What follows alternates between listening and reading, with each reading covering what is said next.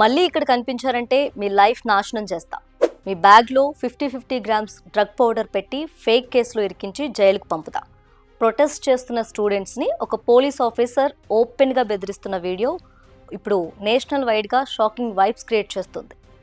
मेरे साथ बेकार आदमी नहीं बिल्कुल नहीं बिल्कुल मैं डायरेक्ट 50 ग्राम पाउडर डाल देगा कि जेब में। अरे नहीं नहीं, हाँ, नहीं, फिर गया क्या जिंदगी गया। अरे नो जामीन। वो तो सर वो तो और ही खराब तुम लोग की वजह से हम लोग को तकलीफ है अभी। ముంబై కాంగ్రెస్ పోస్ట్ చేసిన ఈ వీడియో ఇంటర్నెట్లో దారుణంగా వైరల్ అవడంతో ముంబై పోలీస్ డిపార్ట్మెంట్ వెంటనే ఇన్వెస్టిగేషన్ స్టార్ట్ చేసింది.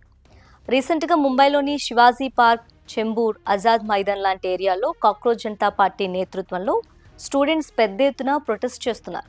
సో ఈ క్రమంలో ప్రొటెస్ట్ సైట్ దగ్గర కొంతమంది యంగ్స్టర్స్ని డిటైన్ చేసిన పోలీస్ వ్యాన్లో ఎక్కించారు.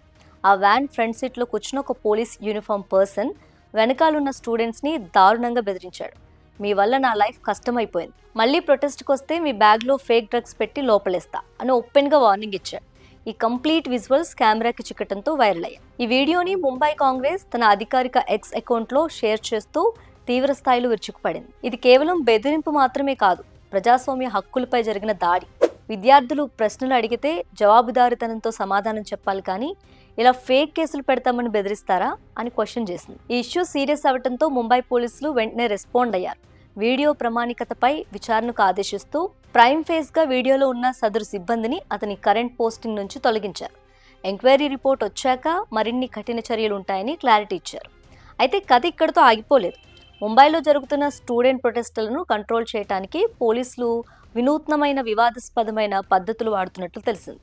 గతంలో ఎఫ్ఐఆర్లలో పేర్లున్న వాళ్లకు, లీగల్ నోటీసులు అందుకున్న వాళ్లకు అర్ధరాత్రి వేలల్లో వాట్సాప్లలో బిఎన్ఎస్ఎస్ సెక్షన్ 35(3) కింద నోటీసులు పంపుతున్నారు.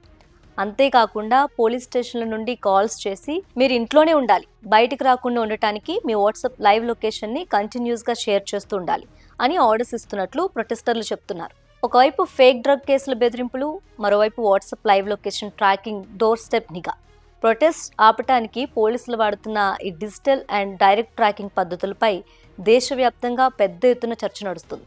హక్కుల కోసం పోరాడే స్టూడెంట్స్పై ఇలాంటి బెదిరింపులు చేయటం కరెక్టేనా?